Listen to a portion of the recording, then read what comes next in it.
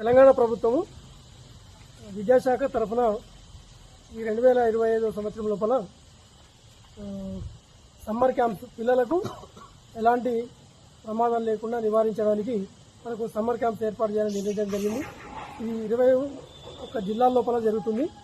మనకు 21 క్యాంప్స్ ఇవ్వడం జరిగింది మెదక్ జిల్లాకు.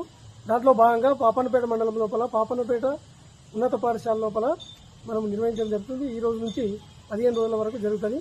ఈ క్యాంపులో ఉచిత క్యాంప్ ఇది. ఎలాంటి రుసుములు తీసుకోబడవు. పిల్లలకు మధ్యలో మనకు స్నాక్స్ ఇస్తాము, అల్పాహారము. ఆ స్నాక్స్ కూడా గ్రాంట్స్ ఉన్నాయి. రెండోది ఏంటంటే ఇది 3 గంటలు మాత్రం ఉంటుంది. ఉదయం 8 నుంచి 11 గంటల వరకు.